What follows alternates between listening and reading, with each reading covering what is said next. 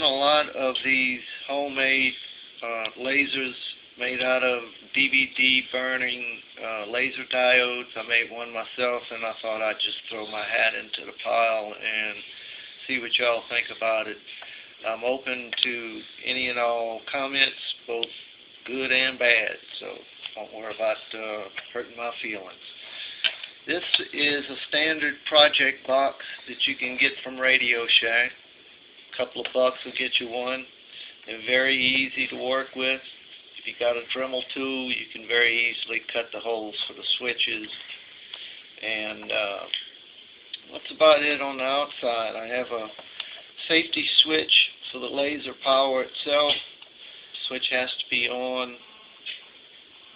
Switch not on, no laser. Just in case you put it in your pocket and you don't want your laser diode to burn out.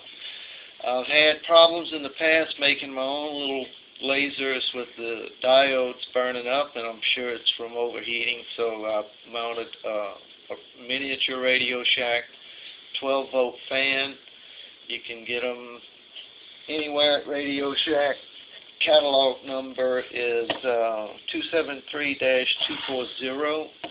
I think they run for about $12.99. I think it was a good little investment.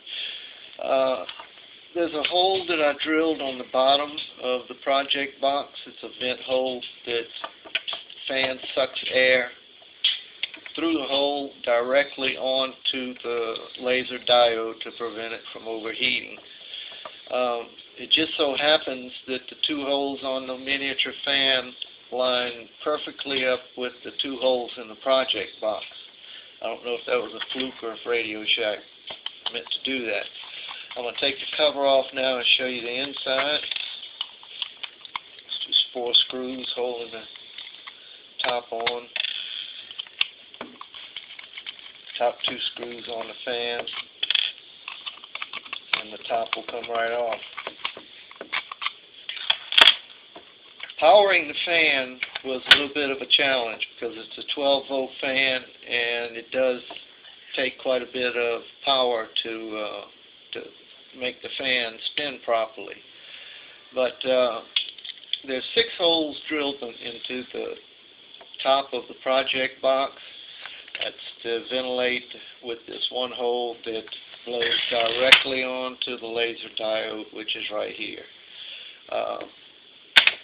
What I did was I connected 4 12-volt cells in parallel, and that seems to give it enough power. The 12-volt cells you can get at Radio Shack. They come 2 to a pack. Catalog number is 23-944. This is the bottom of the switch that turns the fan on. There you have it. Inside the project box, the power supply for the laser. I chose 2 Energizer lithium. They seem to put out the most power and they last the longest. Here's the power switch for the laser. This is the momentary on switch, which gives power to the diode. I purposely chose a lens that would cause the laser to expand outward. I didn't want it to be a pinpoint, because actually I built this little jewel kind of as a self-defense weapon. Put this laser in somebody's eyes, and you don't have to be worrying about being attacked, because what they can't see, they can't attack. I put a 5 microfarad capacitor in parallel with the laser diode. Probably not necessary, but I didn't want any voltage spikes from the batteries burning out the laser diode. As always, the laser diode was real finicky to work with. It actually came out of a Hewlett-Packard model GMA-4082N DVD burner. Before I'd go tear it into a perfectly good DVD burner, I would highly recommend that you get a 2 AAA cell container from Radio Shack. Touch the ground wire onto the ground inside the DVD unit and touch the positive lead from the battery holder onto the positive lead of the diode while it's still in the DVD. If it doesn't put out a bright flood of red light, you don't want it. It's probably an infrared diode.